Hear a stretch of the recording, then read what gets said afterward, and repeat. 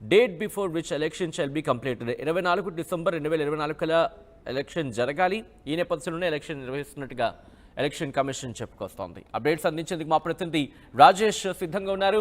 రాజేష్, ఈ 3 స్థానాలకు సంబంధించి ఎటువంటి సినారియోస్ ఉన్నాయి, ఎవరెవరు దాఖలు చేసే అవకాశం కనిపిస్తోంది? మరి ముఖ్యంగా వైసీపీకి దాదాపుగా ఛాన్సెస్ లేవని అనుకోవాలి, కానీ ఏమైనా ఛాన్సెస్ ఎక్కడైనా ఉన్నాయా?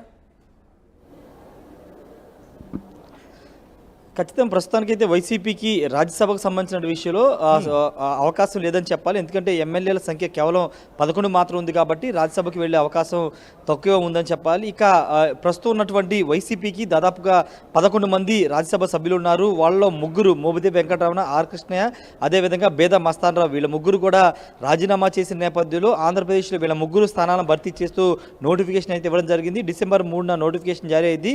డిసెంబర్ 20న పోలింగ్, అదే రోజు సాయంత్రం 5 గంటలకి కౌంటింగ్ కూడా జరగబోతున్నట్టు నోటిఫికేషన్ అయితే విడుదల చేశారు. అయితే మొన్నటి వరకు కేంద్రంలో వైసీపీ చక్రం తిప్పడానికి ప్రధాన కారణం రాజ్యసభ సభ్యులని కూడా చెప్పాలి. ఎందుకంటే మిగతా రాష్ట్రాల్లో అంటే చాలా తక్కువ రాష్ట్రాలకి రాజ్యసభ సభ్యులు 10 కంటే ఎక్కువ కలిగి ఉంది. ఆంధ్రప్రదేశ్ మొన్నటి వరకు 11 మంది రాజ్యసభ సభ్యుల్ని వైసీపీ కలిగి ఉన్న నేపథ్యంలో చాలా వరకు బీజేపీ చాలా సందర్భాల్లో చాలా బిల్లుల సమయాల్లో వైసీపీ సపోర్ట్ మద్దతు కూడా అడిగిన నేపథ్యం చూసాం. రాజ్యసభలో ఎక్కువ శాతం వైసీపీని అడిగిన నేపథ్యం కూడా చూసాం. ఈ నేపథ్యంలో ముగ్గురు రాజ్యసభ సభ్యులు రాజీనామా చేయడం, వెంటనే ఆ రాజ్యసభకు సంబంధించిన చైర్మన్ దాన్ని రాజీనామాను ఆమోదించిన నేపథ్యంలో ఆ 3 స్థానాలకి నోటిఫికేషన్ అయితే జారీ చేశారు. ఇక్కడ మనం చూస్తే కనుక ముగ్గురు సభ్యులు మోపిదేవి వెంకటరమణ, బేద మస్తాన్ రావు, ఆర్ కృష్ణయ్య, వీళ్ళ ముగ్గురులో మోపిదేవి వెంకటరమణ టర్మ్ అంటే 2026 జూన్ 21 నాటికి అయిపోతుంది. ఆయన 2021లో అసెంబ్లీ కౌన్సిల్ మండలి రద్దు అవుతున్న సమయంలో ఆయన మంత్రి పదవి రాజీనామా చేయడం, తర్వాత ఆయన్ని రాజ్యసభకు పంపడం అనేది జగన్ చేశారు. తర్వాత 2022లో బేద మస్తాన్ రావు, నెల్లూరు సంబంధించిన బీసీ వర్గానికి చెందిన బేద మస్తాన్ రావు, ఆర్ కృష్ణ, వీళ్ళిద్దరిని కూడా 2022లో రాజ్యసభ పంపిన నేపథ్యంలో వాళ్ళిద్దరు టర్మ్ 2028 జూన్ వరకు ఉంది. అయినప్పటికీ వాళ్ళు ఎక్కువ కాలం టర్మ్ ఉన్నప్పటికీ వాళ్ళు రాజీనామా చేశారు. చాలా షాక్ ఇచ్చిన నేపథ్యం కూడా చూసి ఈ నేపథ్యంలో ప్రస్తుతం ఈ 3 స్థానాలకి నోటిఫికేషన్ వెలువడిన నేపథ్యంలో ఇప్పుడు కూటమి నుంచి ఎవరు రాజ్యసభకు వెళ్ళబోతున్న ఒక చర్చ నడుస్తుంది. మనకి మొన్నటి వరకు ఒక ప్రచారం నడిచింది.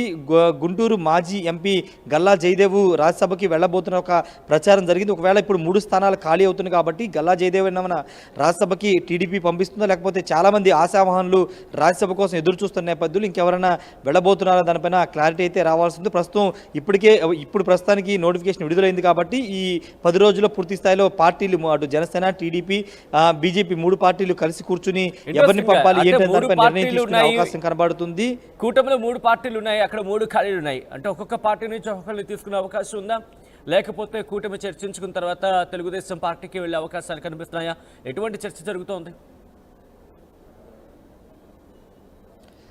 అంటే డిమాండ్ అనేది అటు బీజేపీ కానీ జనసేన కానీ పెట్టే అవకాశం లేదు. ఎందుకంటే సభ్యుల సంఖ్య అసెంబ్లీలో ఎమ్మెల్యేలు దాదాపు టీడీపీకి 135 ఎమ్మెల్యేల స్థానాలు ఉంటే జనసేనకి 21, అదేవిధంగా భారతీయ జనతా పార్టీకి 8 మంది ఎమ్మెల్యేలు. కాబట్టి సంఖ్యాబలం చూస్తే కనుక టీడీపీకి ఎక్కువ వచ్చే అవకాశం ఉంది. కానీ ఒకవేళ పొత్తులు ఉన్నాయి కాబట్టి జనసేనకు కూడా ఏమన్నా ఇచ్చే అవకాశం ఉందా అనే ఒక టాక్ కూడా నడుస్తుంది. ఎందుకంటే నాగబాబుని రాజ్యసభ పంపే అవకాశం ఉందని ఒక ప్రచారం సోషల్ మీడియాలో ఆ మధ్యన జరిగింది. అందుకే వాస్తవంగా ఎన్నికల్లో అనకాపల్లి ఎంపీగా నాగబాబు పోటీ చేయాలనుకున్నారు. తర్వాత పొత్తులో భాగంగా ఆ సీటు బీజేపీకి వెళ్ళడం, అక్కడ నుంచి సీఎం రమేష్ పోటీ చేసి గెలిచిన నేపథ్యంలో అప్పుడు రాజ్యసభ హామీని అప్పుడు ఇచ్చారని ఒక ప్రచారం కూడా జరిగింది. ఈ నేపథ్యంలో ఇప్పుడు రాజ్యసభ ఎన్నికలకు సంబంధించిన నోటిఫికేషన్ విడుదలైన నేపథ్యంలో 3 స్థానాలు ఉన్నాయి కాబట్టి ఒకవేళ దాంట్లో జనసేన నుండి నాగబాబుకి ఏమైనా రాజ్యసభ పంపే అవకాశం ఏమైనా ఆలోచన చేస్తారా లేదా అనేది కూడా చూడాల్సి ఉంది. ఒకవేళ చేస్తే కనుక జనసేన ఖాతాలో రాజ్యసభ సీటు ఒకటి వచ్చే అవకాశం కనబడుతుంది. మరో 2 సీట్లు టీడీపీ నుంచి వచ్చే అవకాశం కనబడుతుంది.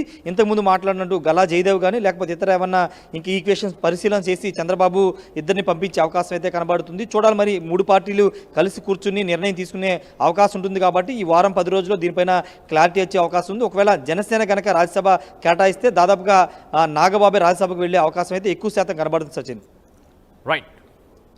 రైట్ రాజేష్. సో మొత్తంగా అయితే మాత్రం ఆంధ్రప్రదేశ్కి సంబంధించి ఏపీలో 3 రాజ్యసభ స్థానాలకు నోటిఫికేషన్ రిలీజ్ అయింది. డిసెంబర్ 3 నుంచి 10 వరకు కూడా నామినేషన్ల స్వీకరణ ఉండబోతోంది. మోపిదేవి వెంకటరమణ, బీదా మస్తాన్ రావు, ఆర్ కృష్ణయ్య రాజీనామాలతో ప్రస్తుతం ఉప ఎన్నిక అనివార్యమైంది. రాజీనామాలతో ఖాళీ అయ్యే 3 స్థానాలు. డిసెంబర్ 13న నామినేషన్ల ఉపసంహరణ, 20న పోలింగ్ ఉండబోతోంది.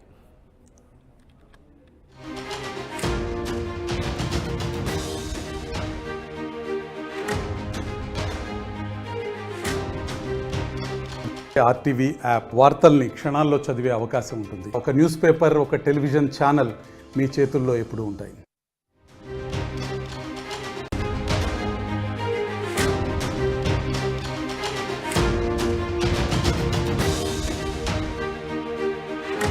బ్రేకింగ్ న్యూస్ చూస్తున్నారు. ఆంధ్రప్రదేశ్లో 3 రాజ్యసభ స్థానాలకు నోటిఫికేషన్ రిలీజ్ అయింది. డిసెంబర్ 3 నుంచి 10 వరకు నామినేషన్ల స్వీకరణ ఉండబోతోంది. మోపిదేవి వెంకటరమణ, బీదా మస్తాన్ రావు, ఆర్ కృష్ణయ్య రాజీనామాలతో ఖాళీ అయ్యాయి 3 స్థానాలు. డిసెంబర్ 13న నామినేషన్ల ఉపసంహరణ ఉంటుంది. అలాగే 20న పోలింగ్ జరగబోతోంది. మరి ముఖ్యంగా మోపిదేవి వెంకటరమణ ఆయన రిజిగ్నేషన్ ఇచ్చారు. 29 ఆగస్టున ఆయన రిజిగ్నేషన్ ఇచ్చారు. ఆయన టర్మ్ ఇంకా 2 ఏళ్ళు ఉందనే చెప్పుకోవాలి. దాదాపుగా 2 ఏళ్ళు ఉన్న సందర్భం. దాంతోపాటు బీదా మస్తాన్ రావుకి సంబంధించి కూడా ఆగస్టు 29న ఆయన కూడా రిజిగ్నేషన్ ఇవ్వడం జరిగింది. 2028 వరకు కూడా ఆయనకు యాక్చువల్గా చెప్పండి ఆయన టర్మ్ 2028 వరకు ఉంది. జూన్ 2028 వరకు కూడా.